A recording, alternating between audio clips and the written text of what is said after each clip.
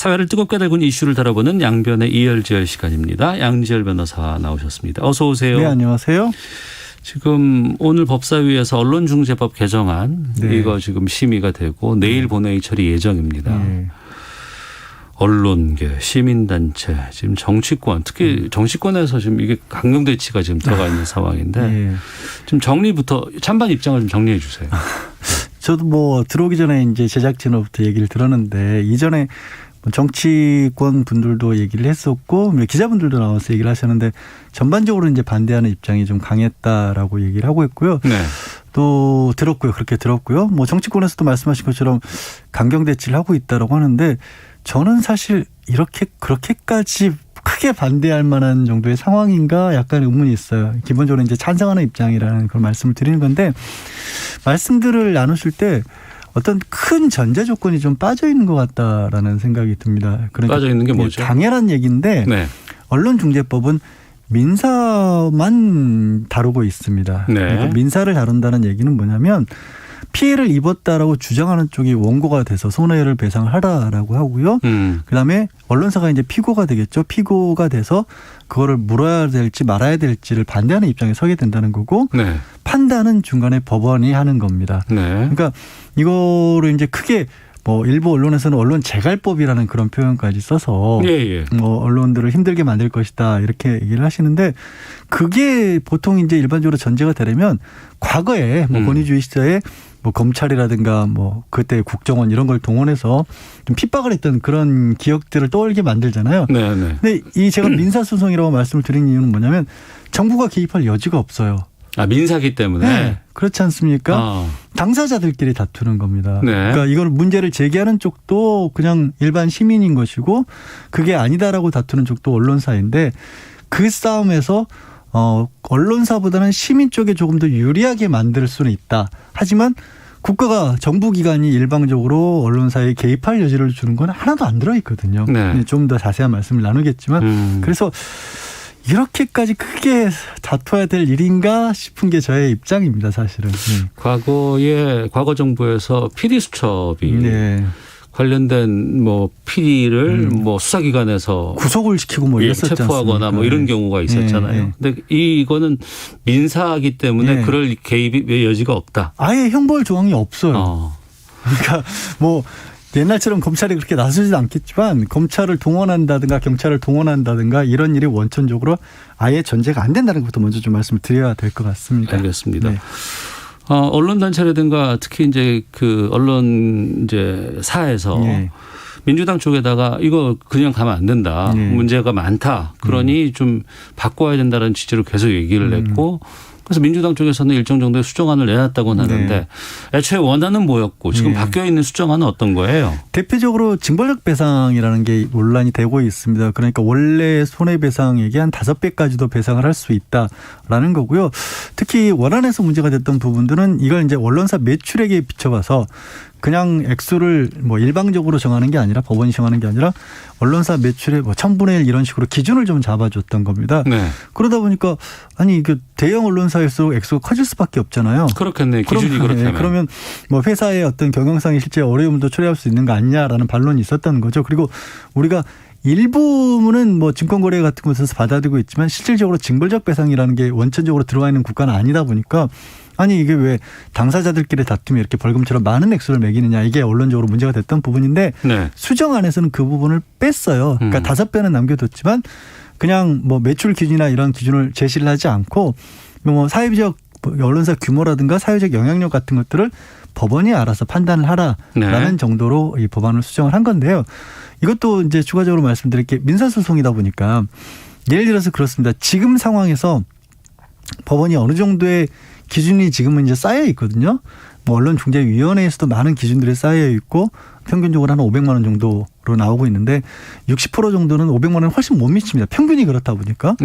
그래서 이제 이걸 만들자고 하는 쪽에서 나왔던 얘기가 사실 그렇게 따지면 변호사를 선임해서 뭐 요청을 하기도 어려운 금액인 거거든요. 그렇죠. 500만 원도 안 되는 금액이라고 한다라면 쉽게 말씀드리면 뭐 배보다 배꼽이 클 수도 있기 때문에 그래서 법적 부재를 도와준다고 언론중재위원회가 있긴 하지만 그걸로는 좀 부족하다라는 게 이제 이 징벌적 배상이라는 얘기가 나온 근거입니다.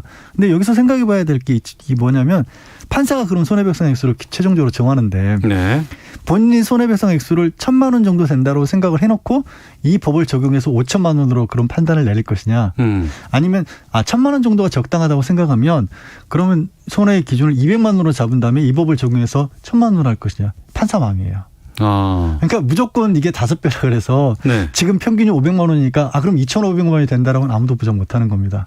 그럼 법원의 이른바 기준이 좀 설정이 돼야겠죠. 그 부분인데 개인이 기사 때문에 피해를 입었다고 쳤을 때 그 피해액을 어떻게 산정할 수 있어요? 그게 지금까지 우리나라가 전반적으로 정신적 피해에 대해서는 상당히 인색한 편이거든요. 예. 그러니까 뭐 이게 언론사로 인해서 내가 만약에 어떤 가게 평판이 나빠져서 손해를 봤다 이런 게 구체적으로 액수를 따지기가 어렵다 보니까 그런 게 아니라 정신적 고통을 참고 그 정신적 고통에 대해서 이 정도는 될 것이다라고 왜냐면 뭐 법원이 의무적으로 정한 겁니다. 거의 위자료 수준이었겠네요. 지금도 위자료예요. 지금도 위자료를 얘기하는 겁니다. 사실. 그러니까 그 위자료라는 게 우리가 전반적으로 법적으로 상당히 낮아요. 그래서 대표적인 게 위자료가 많이 나오는 게 뭐 이혼 소송이 제일 많이 나오는데 정말 수십 년 같이 살다가 어떤 부정행위라든가 폭력 때문에 이혼을 할 때도 보통은 2천만 원 정도 정말 수십 년 살다가 정말 뉴스에 나올 정도로 큰 사건일 경우가 5천만 원의 상한이거든요.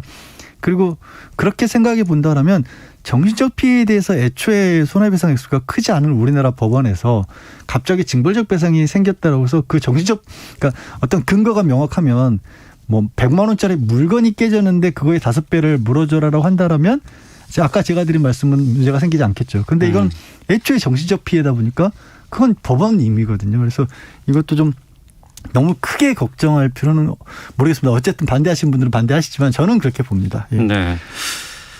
반대쪽에서 계속 얘기가 나오는 부분들도 좀 여쭤볼게요. 뭐 삼성의 엑스파일 보도라든가 뭐 대선 BBK, 뭐 다스, 최소원 국정농단 보도 같은 이런 그 정말 굵직한 그 탐사 비판 보도들이 있었잖아요. 탐사 보도들, 권력 비판하는 이걸 제약할 수도 있다라는 우려도 상당히 좀 많이 나오고 있거든요. 이건 어떻습니까? 그러니까 사실 여기 보면 이제 그 손해 근거로 내야 되는 게 뭐 고의라든가 중과실로 보복적이라든가 허위 사실 같은 것들을 기재하도록 하고 있습니다. 그런데 그래서 누군가는 그렇게 얘기를 하세요. 또 일부 비판하는 분에서는 아니 뭐 기사 쓰다가 숫자 한두 개만 틀려도 그럼 허위라고 될 텐데. 네네. 근데 그럼 아까도 말씀드린 것처럼 판사가 판단하는데 이게 일부러 그런 것도 아니고 실수로 한 것으로 명백해 보이는데 숫자가 조금 틀렸다 그래서 허위는 허위지만 거기에 그럼 정신적 피해를 얼마나 크게 매길 것인가에 첫 번째 문제가 있고요. 두 번째는 탐사보도 같은 경우 저도 뭐 기자로서 활동을 해본 경험이 있기 때문에 탐사보도는 오히려 적극적으로 당사자, 의혹의 당사자에 대해서도 취재를 하지만 반론에 대해서 적극적으로 담습니다. 그런데 지금 이제 오보라든가 가짜뉴스까지 안 가더라도 오보 같은 게 크게 문제가 되는 게 대표적인 게 검찰의 일방적인 주장 같은 것들을 단독이라든가 이런 명의로 속보 경쟁을 하다 보니까 기자가 상대방 말은 물어보지도 않고 그냥 바로바로 보도하는 경우들이 있다라는 거 아니겠습니까? 그래서 그건 이제 검찰 측에서는 막기 위해서 피의 사실을 공표하지 못하도록 한 거 이런 것들이 나오는 거거든요. 그러니까 오히려 탐사 보도나 심층 보도에 대해서는 제약이 좀 덜할 것이고 지금 과거처럼 뭐 엄청나게 어떤 뜨거운 이슈에 대해서 많은 뉴스들이 쏟아져 나오는 가운데 걸러지지 않고 나오는 뉴스들 이런 것들을 좀 자제시키는 효과는 있겠죠. 뭐 여러 가지 우려되는 부분들 뭐 좀 우리가 이해가 안 되는 부분들 좀 정리를 해 주셨는데 그럼에도 불구하고 뭐 시민단체라든가 언론단체들이 상당히 거센 반대를 하고 있어요. 지금 자유언론 실천재단까지도 지금 반대를 하고 있는 상황인데 언론인들의 입장까지 냈거든요. 이토록 반대하고 나선 이유가 있지 않겠습니까? 그러니까 이게 많이 바뀌었어요. 좀 전에 말씀드린 것처럼 징벌적 배상도 기준을 완화시켰고요. 그다음에 아니 이게 뭐 공익 그 정치인이나 이런 사람들이 이런 부분들을 남용할 수도 있다. 이걸 통해서. 힘 있는 사람들이 이걸 오히려 다 약용할 수 있다는 지적도 그런데 있었죠. 그래서 힘 있는 사람들은 아예 이 법을 적용하지 못하도록 뭐 대기업 임원이라든가 관료 이런 사람들은 아예 이걸로 청구를 못하도록 막아버렸습니다.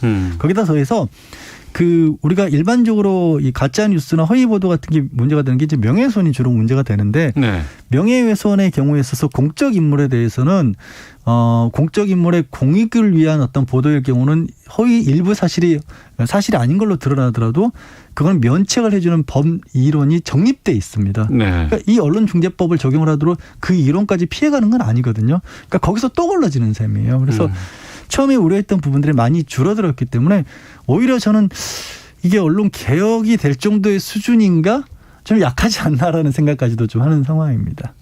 그렇군요.